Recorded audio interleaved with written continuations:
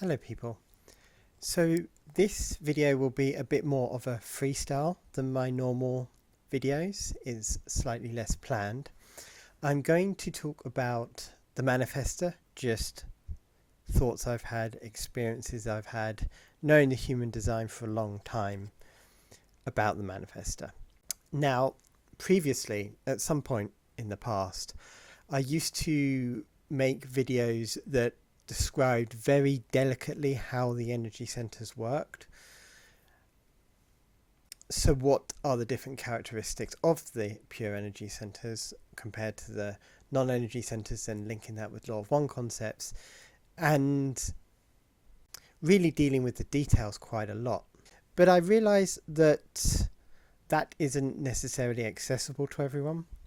People are unlikely to follow a very long narrative along that line. If I do one video where I describe the basic theory and then break that down into the different types, it just isn't accessible to people. There are only certain people that are able and inclined is important, to think a certain way, and that's not everyone.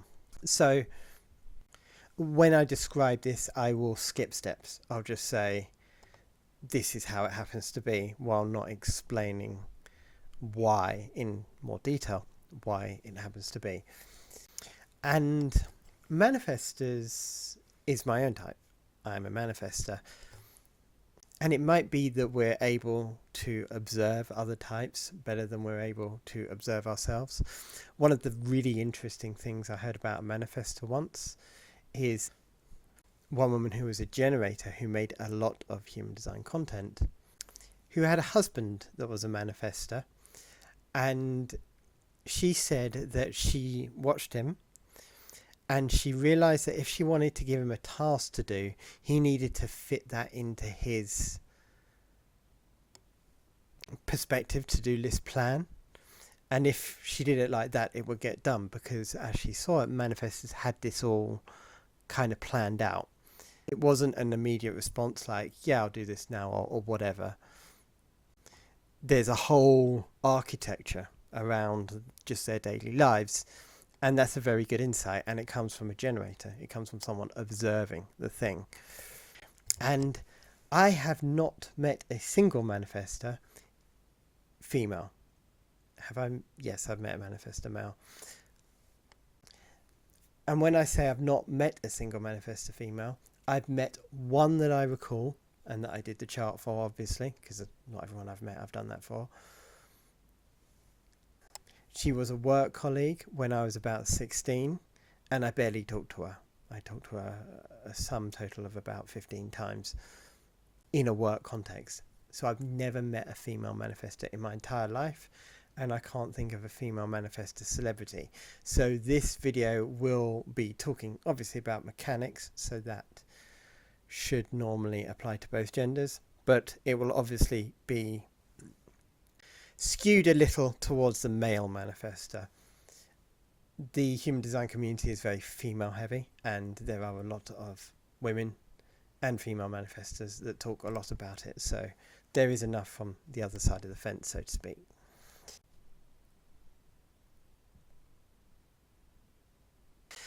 I've worked through in my mind the way each type experiences life and thinks about things, their perspective. I've sometimes mulled this over for hours. If my chart was a little different like this, if I didn't have this or I did have this, how would I be different? How would it logically be that I would behave as a certain type? Obviously, I don't need to do that with the manifestor so much, but that's the kind of perspective I'm coming from. I look at it like this person grows up as a child. What do they experience? And the way it turns out, this way of thinking, it may be that the way every single manifestor in the world is due to conditioning. The point is they experience this or that mechanic and they become manifestors. They all choose the same thing because perhaps that's the only option, but we don't know where it came from. So an example of this is the Manifestor aura is known to be repelling. They're known to not connect with others like the other types do.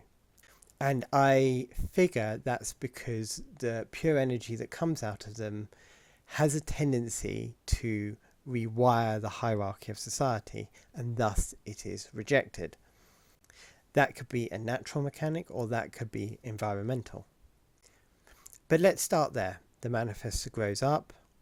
They don't have a generator response. They don't have a sacral.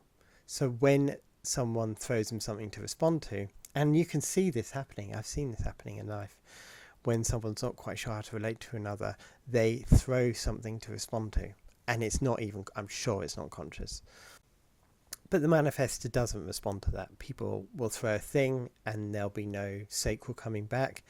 So often, obviously, these people are like, oh, this guy's a bit weird. And they don't even know why. They're just like, this person's a bit unusual. Now, the projector gets around that.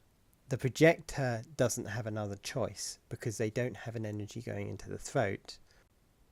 Without the sacral, both the Manifestor and the projector, they think a lot because the push-pull of the generator sacral response is not there. So they have to think things through.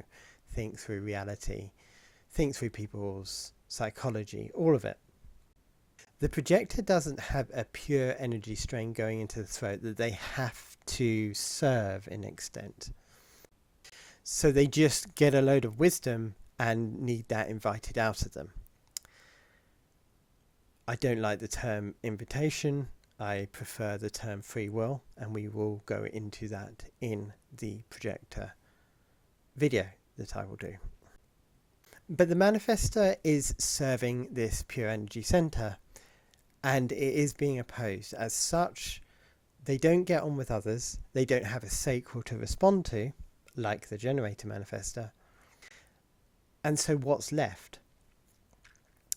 Raruhu once said, and I was told this by someone else, so I can't quote it, that the Manifestor responds most strongly to the astrology than anyone else. Any of the other types, sorry.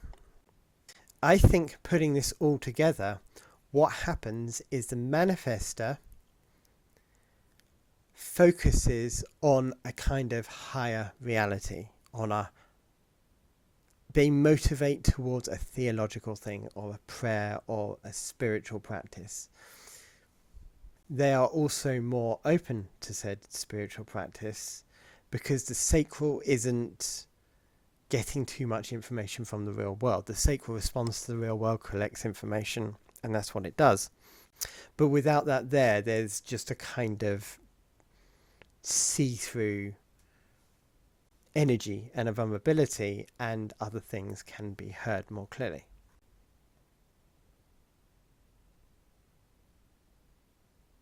So this takes us to our Manifestors. I've only got only three famous ones, and one of them's a very bad example, but I'm still going to use him. So there's Raruhu, obviously, founder of the Human Design Chart. There's Jordan Peterson, whatever he's got going on now, it's not really clear, but we have enough from him to know roughly what his message is, what he's about. And David Wilcock. Now, David Wilcock is a bit of a con artist, so he's perhaps not a good example, as there's a lot of not self there potentially, but the basic patterns are still there. What I think happens is the Manifestor focus is on this kind of higher thing. It's not necessarily conscious, but they can't relate to others. They have this message where they're rejected by others, and they, within themselves, need a kind of higher thing. They're praying inwardly. Whether they're praying outwardly is neither here nor there, but they're praying inwardly, and so they reach this kind of higher thought process.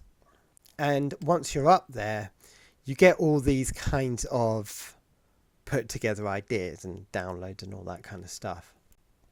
And this is what you see with Raruhu, an unbelievable ability to articulate very complex wisdom.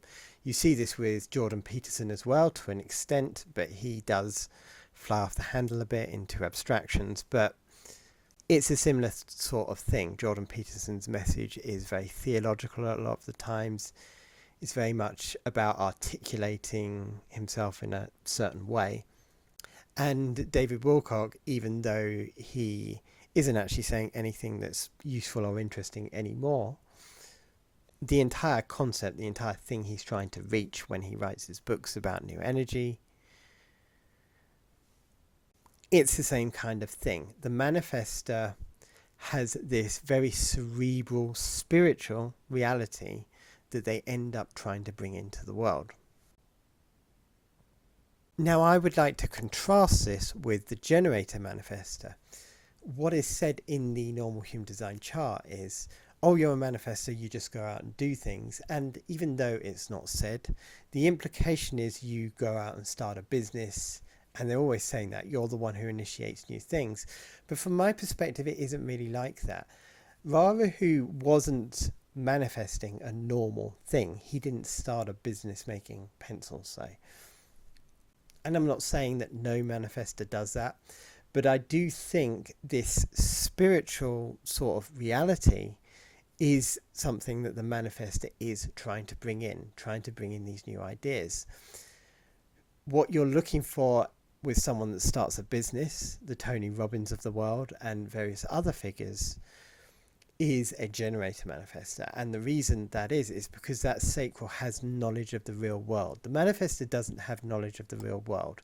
They're kind of cerebral, stuck in their head, bringing forth these theories almost. Whereas the generator manifestor, they live in the real world. So everything that they talk about is designed for that push and pull with the real world, and it's far more powerful in a sense.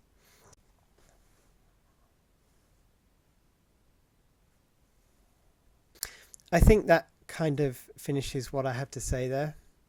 There are various other patterns that the manifestor lives with that have been talked about by others.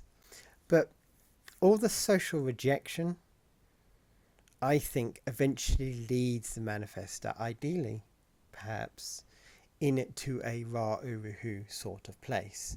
Ra-Uruhu was an outcast. He was a mad old man in the woods by his own admission. He just didn't get on with society. He went and lived on his own. And that whole process is the process of trying to bring forth this spiritual, cerebral reality in a way that the world will accept.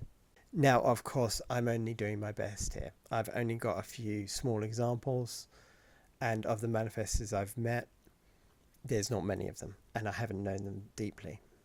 I imagine there's more to this, but I do think that is a useful potential addition to the overall pattern, the overall thing that the manifestor is. Anyway, thank you for listening.